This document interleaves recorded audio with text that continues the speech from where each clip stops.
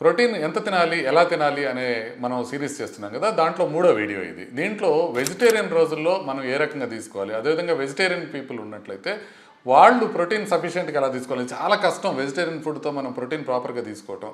Annual ప్రోటీన్లో essential amino acids ఎక్కువ ఉంటాయి, plant ప్రోటీన్లో కొంచెం తక్కువ ఉంటాయి. అయినా కూడా ప్రోటీన్ క్వాంటిటీ తీసుకోవడం అయితే ప్రతిరోజు మెయింటైన్ చేయడం అయితే ముఖ్యం.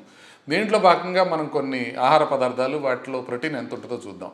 మనం లాస్ట్ వీడియోలో చెప్పుకున్నట్టుగానే మిల్క్లో 250 ml తీసుకుంటే ఒక 8 grams ప్రోటీన్ వస్తుంది. కర్డ్లో 200 ml తీసుకుంటే ఒక 7 grams ప్రోటీన్ వస్తుంది. పన్నీర్ కనుక 100 grams తీసుకుంటే దాంట్లో 18 గ్రాముల వరకు ప్రోటీన్ వచ్చే అవకాశం ఉంటుంది. టోఫూలో 100 grams తీసుకుంటే దాంట్లో ఒక 12 గ్రాముల వరకు ప్రోటీన్ వస్తుంది.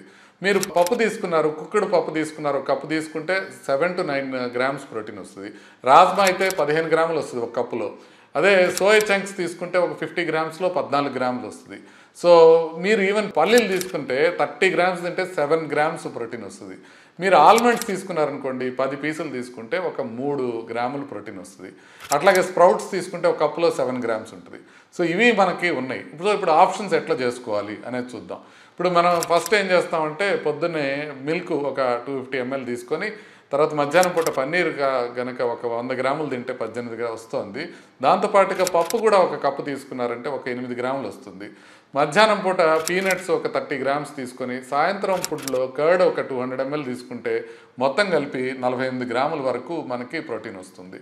ఇదే కాకుండా మీరు ఇంకొక ఆప్షన్ తీసుకుంటే సోయా చంక్స్ తీసుకున్నారనుకోండి, ఒక 50 గ్రాములు తీసుకుంటే దాంట్లో 14 గ్రాములు వచ్చేసింది.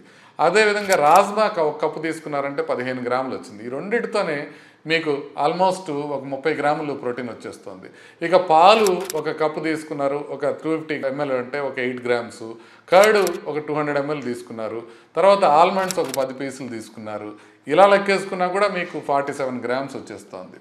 సో ఇట్లానే కాకుండా మీరు 50 grams ఖచ్చితంగా కావాలి నాకు అనుకున్నారు, టోఫు తీసుకుంటారు. 150 grams టోఫు తీసుకున్నారంటే సాలడ్ చేసుకుంటే భలే ఉంటుంది టోఫు. దాంతో 18 grams వస్తుంది.